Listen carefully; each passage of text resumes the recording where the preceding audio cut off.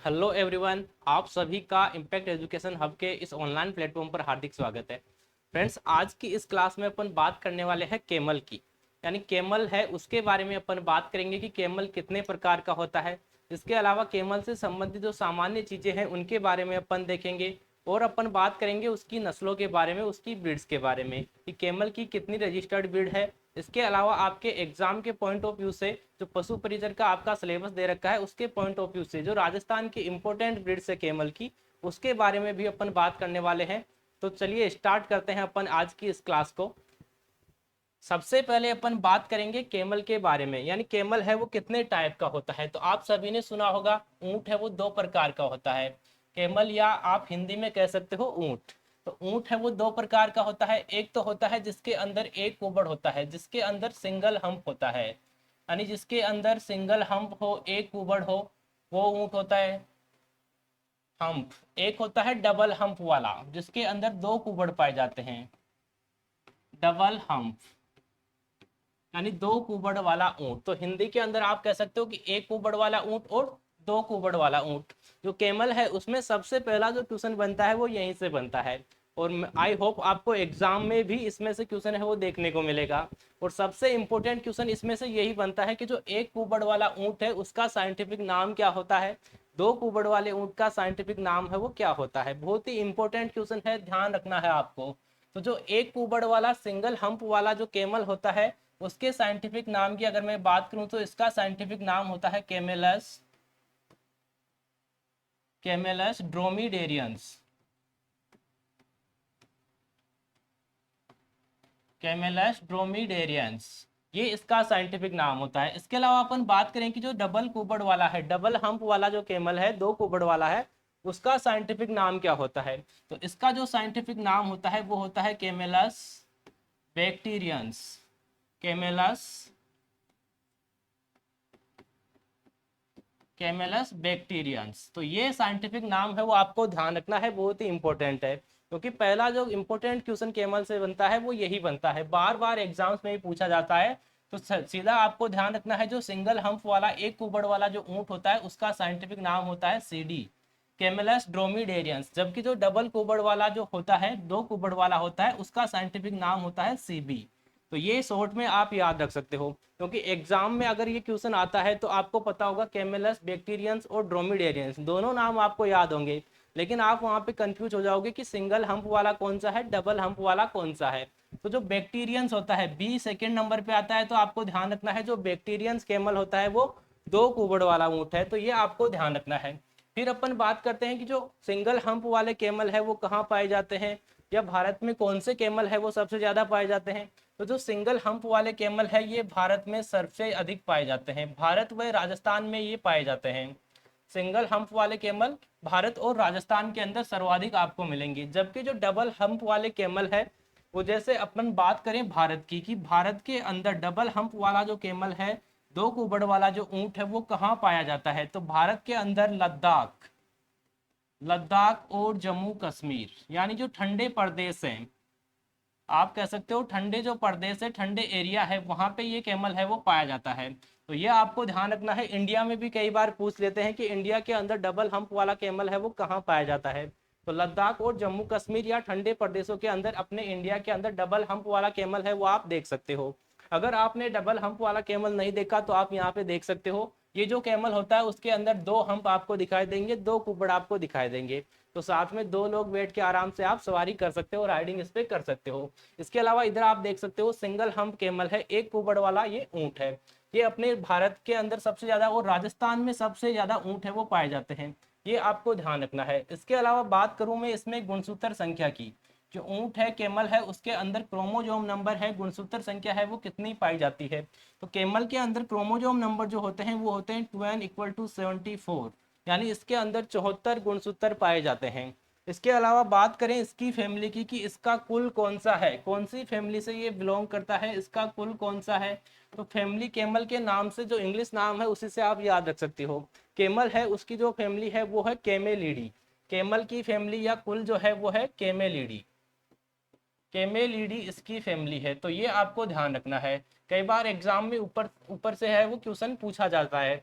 तो कुल या फैमिली आप कह सकते हो, इसका जो कुल है वो है कैमेलिडी। तो ये बात हो गई इसके जनरल सामान्य क्लासिफिकेशन की। फिर अपन बात करते हैं जो कैमल है उससे रिलेटेड कुछ अन्य चीज़ों की, कुछ इंपॉर्टेंट टर्म्स है, इसके अलावा कुछ सामान्य जो चीज़ें हैं इसके बारे में उनकी अपन बात कर लेते हैं। तो सबसे पहले अपन बात करते हैं कि जो कैमल है जो ऊंट है उसके अन्य नाम क्या क्या है, इसको अपन और क्या क्या कहते हैं भाई। और आपने भी सुना होगा इसके कुछ अन्य नाम होते हैं, जैसे इसको रेगिस्तान का जहाज कहते हैं, इसको रेगिस्तान का जहाज कहा जाता है, रेगिस्तान का जहाज इसको कहा जाता है। इसके अलावा जो कैमल है इसको राजकीय पशु भी कहा जाता है, राजकीय पशु, राजकीय पशु भी कैमल है। इसके अलावा रेगिस्तान का जहाज है वो भी कैमल है। राजकीय पशु इसको घोषित किया गया था 30 जून 2014 को, 30 जून 2014 के अंदर जो कैमल है ऊंट है उसको राजकीय पशु है वो घोषित किया गया था। तो ये चीज भी आपको ध्यान रखनी है, जीके में भी आपसे पूछा जा सकता है। इसको रेगिस्तान का जहाज कहते हैं। यदि आपका जहाज में बैठने का सपना है और वो अभी तक पूरा नहीं हुआ है तो आप रेगिस्तान में जा सकते हो और कैमल पे बैठ के उसकी सवारी कर सकते हो, आपको वही फीलिंग आएगी जहाज वाली। तो इसको रेगिस्तान का जहाज है वो कहा जाता है, ये आपको ध्यान रखना है। अब आप कहोगे कि सर इतने सिंपल क्वेश्चन भी एग्जाम में आ सकते हैं क्या? तो बहुत बार ऐसे क्वेश्चन है वो एग्जाम में पूछे गए हैं और आपसे भी पूछा जा सकता है, तो आपको ध्यान रखना है। सारी चीजें अपन इस क्लास में अपन बात करने वाले हैं, छोटी से लेकर मोटी चीज जो आपके एग्जाम में आपसे पूछी जा सकती है वो सारी चीजें अपन इस क्लास में डिस्कस करने वाले हैं। तो ये कुछ अन्य नाम है दोनों, तो ये आपको ध्यान रखने हैं कैमल के बारे में। इसके अलावा अपन बात करें कि सबसे ज्यादा जो कैमल है, सर्वाधिक जो कैमल है वो भारत में कहाँ है, सर्वाधिक ऊंट है वो कौन से राज्य के अंदर पाए जाते हैं। तो अभी अपन ने बात की थी सबसे ज्यादा जो ऊंट है वो राजस्थान के अंदर है, सबसे ज्यादा सर्वाधिक जो ऊंट है वो राजस्थान के अंदर ही पाए जाते हैं। इसके अलावा बात करें कि जो ऊंट है कैमल है उसका जो वजन कितना होता है, ऊंट का वजन बॉडी वेट है वो कितना होता है। अगर अपन बात करें इसके नर की, इसकी मादा की अपन बात करें और इसके नवजात की बात करें, यानी नर जो होता है, वयस्क जो नर होता है, एडल्ट होता है, उसके बॉडी वेट की अगर मैं बात करूं तो उसका वजन होता है 500 से 750 केजी, 500 से 750 केजी। इसके अलावा मादा के वजन की अगर मैं बात करूं तो उसका वजन होता है 400 से 600 केजी। और इनका जो नवजात होता है यानी इनका जो बच्चा होता है उसका वजन होता है 35 से 40 केजी। ये हो गई इनके बॉडी वेट की बात। अब इनको जो अपन आहार देते हैं, इनको जो फीड अपन खिलाते हैं वो खिलाते हैं अपन शरीर भार के आधार पर। आहार है पशुओं को शरीर भार के आधार पर दिया जाता है या उत्पादन के आधार पर दिया जाता है।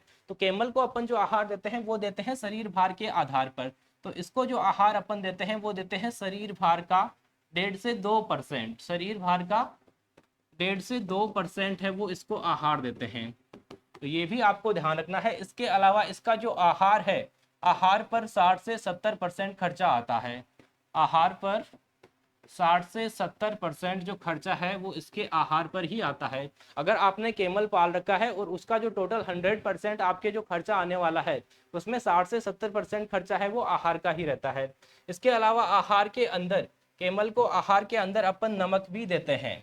पर डे इसको नमक आपको देना पड़ेगा, साल्ट इसको देना पड़ेगा। और जो नमक है वो अपन देते हैं 75 से लेकर 150 ग्राम पर डे, प्रतिदिन अपन इसको इतना नमक है वो देते हैं। तो ये बात हो गई इसके आहार की। फिर अपन बात करते हैं कि कैमल को पर डे कितना पानी चाहिए है भाई, कितना ये पी सकता है मैक्सिमम। तो पर डे अगर वाटर रिक्वायरमेंट की बात करूं मैं, प्रतिदिन इसको कितना पानी चाहिए होता है, प्रतिदिन पानी की अगर अपन बात करें, शॉर्ट में मैं लिख रहा हूँ, प्रतिदिन पानी है वो इसको चाहिए होता है 18 से 36 लीटर पर डे। इसको 18 से 36 लीटर पानी की आवश्यकता होती है प्रतिदिन, पर डे।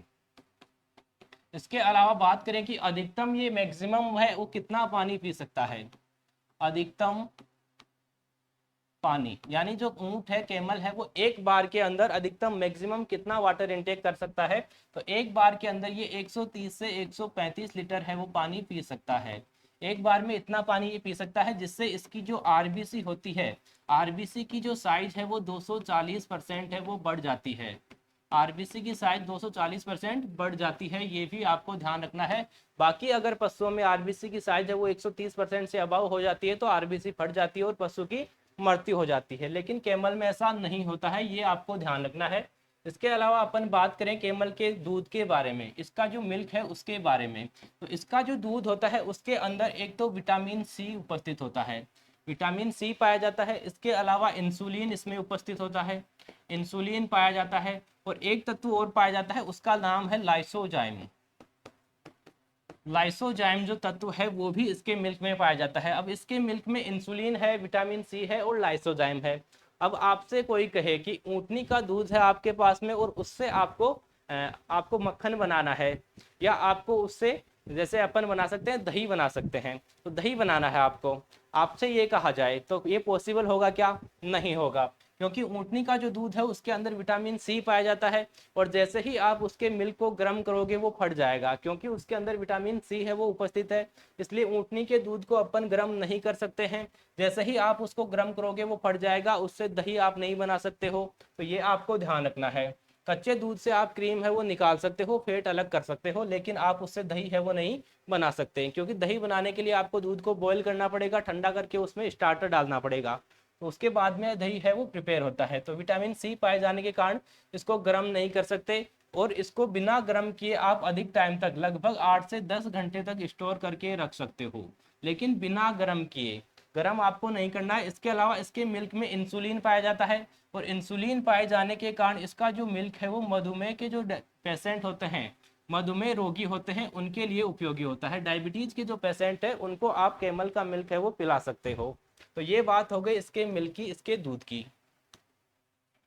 फिर अपन बात करते हैं कि जो नर होता है या मादा होती है, किस एज के अंदर आप उसको उसमें प्रजनन करवा सकते हो। प्रजनन की अपन बात कर लेते हैं, प्रजनन की अवधि कौन सी है, इसके अलावा कौन से समय आपको प्रजनन करवाना है और किस एज में आपको उनमें प्रजनन करवाना है। तो अगर मैं बात करूं मादा की, तो मादा की जो उम्र होगी वो होगी 3 से 4 वर्ष। 3 से 4 वर्ष की उम्र में आपको क्या करवाना है, उसके अंदर प्रजनन करवाना है। अगर नर की मैं बात करूं तो नर है उसकी जो एज होगी वो होगी 5 वर्ष। 5 वर्ष की उम्र में आपको उसको प्रजनन के लिए काम में लेना है। और प्रजनन में काम में लिया जाने वाला जो नर ऊंट होता है, जो नर ऊंट होता है जिसको अपन प्रजनन में काम में लेते हैं, उसको माही कहा जाता है, उसको माही कैमल के नाम से जाना जाता है। इसके अलावा बात करें कि प्रजनन की अवधि कौन सी है या समय कौन सा है, किस समय आपको उनमें प्रजनन करवाना है। तो इनमें जो कैमल है, इनमें जो ब्रीडिंग अपन करवाते हैं, मैक्सिमम इनमें जो हीट आती है वो आती है नवंबर से मार्च तक। नवंबर से मार्च तक का जो पीरियड होता है, यानी आप कह सकते हो विंटर सीजन। विंटर जो सीजन है, शरद ऋतु है, उसके अंदर इनमें जो ब्रीडिंग है वो अपन करवाते हैं, प्रजनन अपन इनमें करवाते हैं। तो ये आपको ध्यान रखना है। इसके अलावा प्रजनन से संबंधित ही एक टर्म्स है जिसको कहा जाता है गोला। गोला जिसको कहा जाता है, या रट आप उसको कह सकते हो, या मुस्त आप उसको कह सकते हो। ये सारी चीजें हैं वो एक ही है, एक ही चीज के अलग अलग नाम दे रखे हैं, गोला, रट, मुस्त, या इसको रुत भी कहा जाता है। तो अगर मैं बात करूं कि ये कौन से पशु से संबंधित है, तो अपन कैमल की बात कर रहे हैं तो कैमल से संबंधित होंगे। अब होता क्या है, गोला, रट या मुस्त है वो होता क्या है, तो जो कैमल है जब वो सेक्सुअल एक्साइटमेंट में होता है यानी हीट में आता है, तो उसी के जो सिम्टम्स है उसको अपन कहते हैं गोला, रट या मुस्त। और सीधा आपसे कई बार एग्जाम में पूछ लेते हैं कि गोला, रट या मुस्त है वो कौन से पशु से संबंधित है, तो ये सारे हैं वो ऊंट से संबंधित है, कैमल से संबंधित है। और जो हीट में कैमल आता है, हीट में आना, हीट में आना ही क्या होता है भाई, गोला, रट या मुस्त कहलाता है। ये आपको ध्यान रखना है, कैमल का हीट में आना गोला, रट या मुस्त कहलाता है। तो ये बात हो गई उसके प्रजनन की। प्रजनन अवधि अपन ने देख ली, नवंबर से मार्च तक विंटर सीजन में अपन प्रजनन करवाते हैं, प्रजनन एज अपन ने देख ली है। फिर अपन बात कर लेते हैं इसके आवास की, यानी इसको आवास है वो कहाँ पे आपको प्रोवाइड करवाना है, इसके अलावा कितना स्पेस आपको उसको देना है। तो जो कैमल होता है उसको अपन जो स्पेस देते हैं वो देते हैं 75 से 100 वर्ग फीट। एक जो ऊंट है उसको 75 से लेकर 100 वर्ग फीट का स्थान दिया जाता है।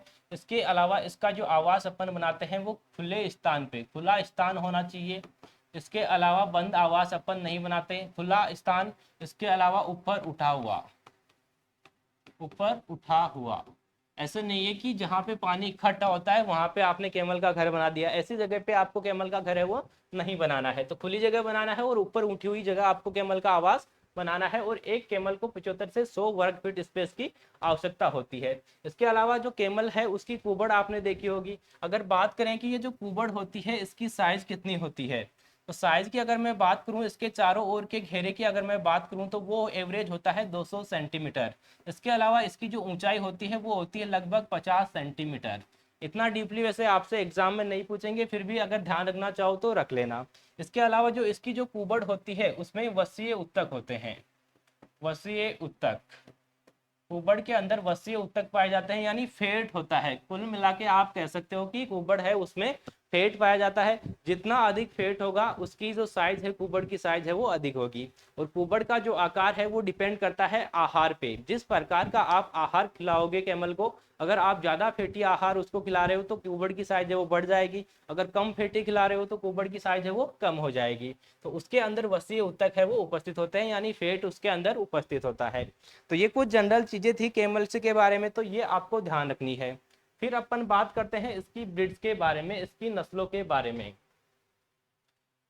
ब्रीड्स यानी नस्लें, कैमल की जो ब्रीड्स है उनके बारे में बात कर लेते हैं। तो आपने सुना होगा national bureau of animal genetic resources है इंडिया के अंदर, करनाल हरियाणा के अंदर ये है, करनाल हरियाणा।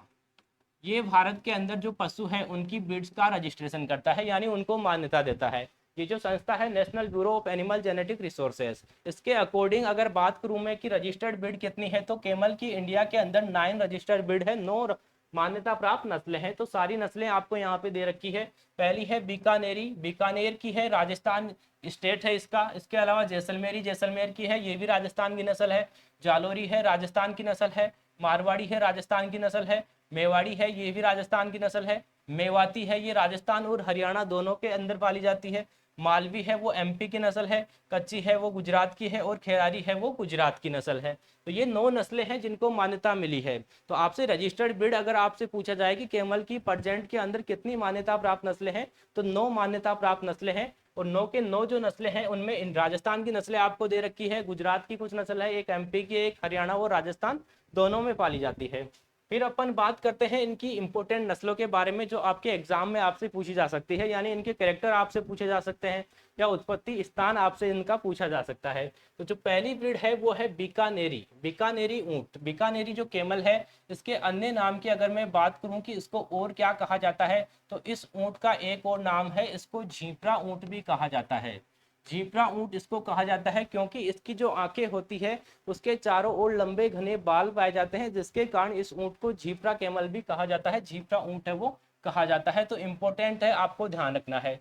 इसके अलावा ये जो ऊंट है इसके अंदर स्टॉप उपस्थित होता है, स्टॉप इसके अंदर पाया जाता है। अगर बात करूं स्टॉप की कि स्टॉप क्या होता है, तो स्टॉप होता है जो हेड होता है इसका, जो खोपड़ी होती है उसके अंदर एक छोटा सा गड्ढा पाया जाता है, उसी को अपन क्या कहते हैं, स्टॉप कहते हैं। तो सीधा आपसे एग्जाम में पूछ लिया कि स्टॉप है वो कौन से कैमल के अंदर उपस्थित होता है, या कैमल की ऐसी कौन सी नस्ल है जिसकी खोपड़ी में गड्ढा पाया जाता है, तो वो है बीकानेरी कैमल। इसके अलावा ये ऊंट है वो सबसे ऊंचा होता है भाई, जितनी भी ऊंट की नस्लें हैं उनमें सबसे जो ऊंचा ऊंट है वो बीकानेरी होता है। अगर मैं बात करूं इसकी ऊंचाई की, तो इसकी लगभग जो ऊंचाई है वो 10 से 12 फीट होती है। एवरेज इसकी जो ऊंचाई है वो 10 से 12 फीट होती है। सबसे ऊंचा ये ऊंट होता है और दिखने में सबसे सुंदर होता है, यानी आप कह सकते हो कि ये जो ऊंट है वो सबसे सुंदर होता है, कतई जहर होता है। सबसे सुंदर ऊंट है ये भाई, ऊंट की सबसे सुंदर जो नस्ल है वो बीकानेरी नस्ल है। रंग की अगर अपन बात करें कि इसका रंग कैसा होता है, तो इसका जो रंग है वो गहरा भूरा, या आप कह सकते हो गहरे भूरे से काला, गहरे भूरे से काला, हल्का काला भी हो सकता है, लेकिन डार्क ब्राउन इसका कलर पाया जाता है। मैक्सिमम टाइम इसका जो कलर आपको मिलेगा वो डार्क ब्राउन मिलेगा। सबसे ऊंचा ये ऊंट होता है, सबसे सुंदर ऊंट होता है, स्टॉप इसके अंदर पाया जाता है और झीपरा कैमल के नाम से इसको जाना जाता है। अगर मैं बात करूं कि किस काम में अपन इसको लेते हैं, कार्य ये क्या करता है, तो इसको भार ढोने के लिए या कृषि कार्यों के लिए अपन काम में लेते हैं। भार ढोने या एग्रीकल्चर वर्क, कृषि कार्यों के लिए इस ऊंट को काम में लिया जाता है। तो ये बात हो गई बीकानेरी कैमल की। बीकानेरी कैमल के बारे में इतनी बातें हैं वो आपको ध्यान रखनी है, इंपॉर्टेंट कैमल है, आपसे एग्जाम में पूछा जा सकता है। नेक्स्ट ब्रीड है आपके पास में जैसलमेरी। और जैसलमेरी जो कैमल है, इसके नाम से ही पता चल रहा है कहाँ का है भाई, जैसलमेर का। इसके अलावा बीकानेरी कैमल के बारे में बताने की आवश्यकता नहीं है कि कहाँ का है, बीकानेर का है, राजस्थान का है। जैसलमेरी जैसलमेर का है, राजस्थान का ऊँट है। इसके अलावा जैसलमेर के अंदर एक अन्य जगह है नाचना। अन्य नाम की अगर मैं बात करूं तो इसको नाचना ऊँट भी कहा जाता है। इसको नाचना ऊँट या नाचना कैमल के नाम से आप जान सकते हो, कह सकते हो। अब नाचना ऊँट क्यों कहते हैं कि जैसलमेर है उसमें एक नाचना नाम की जगह है, वहां पे ये जो ब्रीड है वो ज्यादा पाली जाती है, जिस कारण इसका एक और नाम दे दिया नाचना ऊँट। इसके अलावा ये जो ऊँट होता है इसकी एवरेज ऊंचाई 8 से 10 फीट होती है। इसका रंग है वो हल्का भूरा होता है। और ये जो ऊँट है वो राइडिंग के लिए सबसे बेस्ट होता है भाई। अगर आपको राइडिंग करनी है, अगर आपको ऊँट की सवारी करनी है, सवारी अगर आपको ऊँट पे करनी है, तो सवारी के लिए जो फेमस ऊँट है वो है जैसलमेरी। जब भी जैसलमेर जाने का आपको मौका मिले तो आपको जैसलमेरी ऊँट पे बैठ के राइडिंग जरूर करनी है। इसके अलावा ये जो ऊँट है, जैसे ही आप इस पे बैठ के राइडिंग के लिए चलोगे, आपको लेके इतनी तेज भगेगा जिससे आपको लगेगा कि अब तो अपन जहाज के अंदर बैठे हैं, यानी हवाई जहाज के अंदर बैठे हैं और उड़ रहा है जहाज, ऐसा आपको लगेगा। इसलिए ये सबसे तेज चलने वाला ऊँट है, यानी तेज चलता है, तेज चलता है। इसलिए आप इससे क्या करवा सकते हो भाई, दौड़ भी करवा सकते हो। यदि ऊँटों की आपको दौड़ करवानी है तो जैसलमेरी ऊँट है वो आप काम में ले सकते हो। एक रात के अंदर, एक शरद रात के अंदर ये लगभग 140 किलोमीटर तक मैक्सिमम जा सकता है। एक दिन में ये कितना जाता है भाई, 100 से 140 किलोमीटर की दूरी है वो आसानी से तय कर सकता है। इसके अलावा तेज चलता है, और बॉर्डर वाले जो एरिया है वहाँ पे सेना या जो अपनी पुलिस है उसके द्वारा ये काम में लिया जाता है। सेना या पुलिस के द्वारा ये ऊँट है वो काम में लिया जाता है, पुलिस द्वारा काम में लिया जाता है। तो सीधा आपसे पूछा जा सकता है कि सेना द्वारा या पुलिस द्वारा कौन सी ऊँट की नस्ल है वो काम में ली जाती है, तो जैसलमेरी ऊँट है वो काम में लिया जाता है। राइडिंग के लिए सबसे बेस्ट है, तेज चलता है, दौड़ता है, सेना व पुलिस के कार्यों के लिए सबसे उपयुक्त है। रंग की अगर मैं बात करूं कि रंग इसका कैसा होता है, तो रंग इसका हल्का भूरा होता है। जो बीकानेरी था उसका डार्क ब्राउन था, इसका लाइट ब्राउन है, हल्का भूरा कलर होता है। और काम की आपको पता चल गया कि काम में क्या लेते हैं, सवारी के लिए काम में इसको लिया जाता है। इसके अलावा इसकी जो आंखें होती है वो सिर के अनुपात में बड़ी होती है, आंखें सिर के अनुपात में ज्यादा बड़ी होती है, आंखें सिर के अनुपात में बड़ी।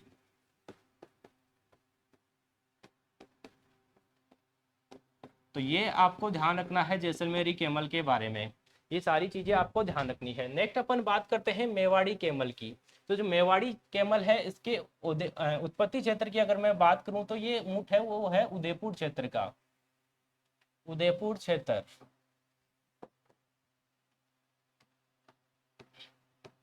उदयपुर क्षेत्र का ये कैमल है, उदयपुर और उसके आसपास के जो जिले हैं वहां पे ये ऊँट है वो पाला जाता है। इसके अलावा जो मेवाड़ी क्षेत्र है इसका एक इम्पोर्टेंट सिम्टम है, अगर आपको इसको पहचानना है तो इसका जो नीचे वाला होठ होता है वो लटका हुआ रहता है, नीचे वाला होठ है वो लटका हुआ, नीचे वाला होठ लटका हुआ।